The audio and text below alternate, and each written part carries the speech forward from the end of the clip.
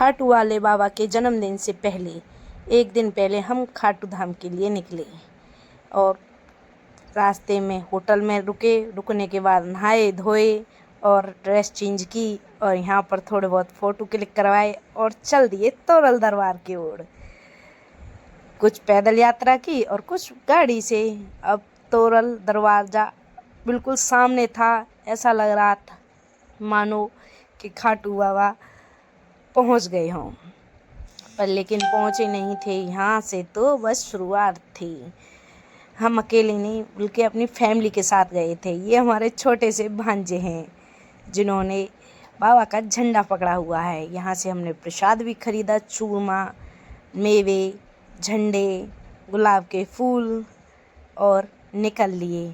अब दरबार के अंदर गुलाब का फूल लेके खाटू बाबा की जय बोलते बोलते हम लाइन में लगे हुए थे। इतनी भीड़ थी कि भीड़ का कोई मतलब इतनी भीड़ थी कि भाई सही में कलयुग में सही में खाटू बाबा है। कै करोड़ इंसान थे ये गिन ही नहीं सकते। वहाँ पर इतनी भीड़ हो रही थी। ये पंखे देख रहे हो, ये इतने बड़े थे, इनसे आराम से चल रहे थे, फिर भी हवा आ रही थी। एक तो ठंड का मौसम था और ऊपर से चल भी रहे थे ये। सबसे बड़ी बात तो कहने की ये थी कि खाटू धाम पर भीड़ बहुत ही ज़्यादा थी, बहुत ही ज़्यादा। वहाँ पर इतनी भीड़ थी कि इंसान बेहोश भी हो रहे थे और मारा मारी तो बहुत ही, मतलब वहाँ पे कभी भी हो सके तो भीड़ में मत जाना है तो दर्शन अकेले मत करके आओ। खाटू बाबा कहीं पर नहीं जा रहे हैं, वहीं पर हैं। पर ये है ना, एक पागलपन होता है, जैसे हमने किया, हमें भी तो एक पागलपन था। उन्हें कि जी जाना है, जी तो जाना है बस, तो भैया चल दिए, चले तो गए घर से।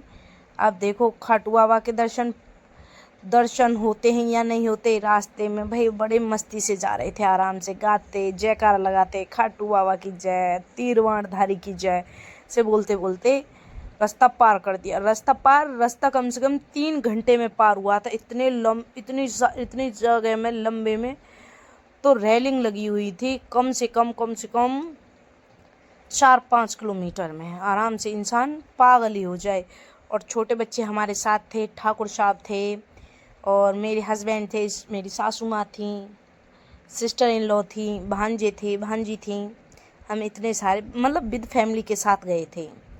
घूमने का मज़ा तो विद फैमिली के साथ ही आता है भाई।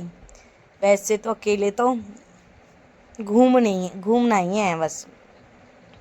इतनी भीड़ थी, देखो खुद ही तो देखो भीड़ कितनी भीड़ थी बस।